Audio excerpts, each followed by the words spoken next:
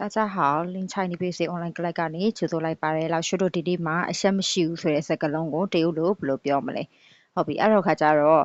ရှုတို့အရှက်မရှိဘူးလို့တရုတ်လိုဘူးရောက်လျံလို့သုံးတယ်။အများသောအားဖြင့်ကဘူးရောက်ကိုသုံးတယ်ဆိုလို့ရှိရင်တော့မလှုပ်ဘူးဆိုတဲ့စကားလုံးကိုသုံးတယ်ပေါ့နော်။ဒါပေမဲ့ဒီနေရာမှာဆိုရင်တော့ဘူးရောက်လျံထည့်လိုက်တဲ့အတွက်ကြောင့်မို့လို့အရှက်မရှိဘူးဆိုတဲ့အဓိပ္ပာယ်ဖြစ်သွားတယ်နော်။ဘူးရောက်လျံအဲ့ဆိုလို့ရှိရင်ရှုတို့လှိကိုဥပမာအနေနဲ့ example လေးနဲ့လေ့လာကြည့်အောင်ပထမဆုံးတစ်ကြောင်းက不要两的人不要两的人ဒါဆိုရင်အရှက်မရှိတဲ့သူကို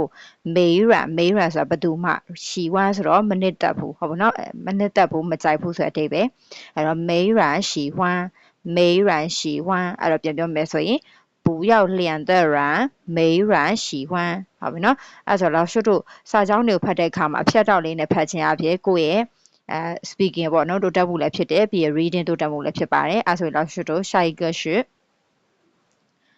怎么做ဆိုဒီလိုလုပ်တာက太不要脸啦太不要脸啦ဒါဆိုလို့ရှိရင်တော့ရှုတို့ကိုနဲ့မဆိုင်တဲ့ကိစ္စဥပမာထားပါတော့ကိုရဲ့ကောင်မလေးမဟုတ်သေးပဲနဲ့သွားပြီးမျက်နှာပြောင်ပြီးစတာဒီလိုမျိုးတွေဆိုလို့ရှိရင်အရှက်မရှိရဲ့စကားလုံးတွေဆိုလို့ရှိရင်အရှက်မရှိရဲ့နေရာတွေမှာပေါ့နော်လောက်ရှုတို့သုံးလို့ရတယ်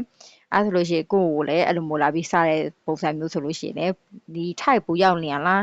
你太不要脸啦မင်းတအားကိုအရှက်မရှိဘူးပေါ့နော်အဲ့လိုမျိုးပုံစံမျိုးလာရှုသုံးလို့ရပါတယ်ဒါပေမဲ့ဒါကတော့လည်းတငယ်ချင်းအချင်းချင်းပဲသုံးလို့ရမယ်ပေါ့နော်အဲ့တော့ဒီနေ့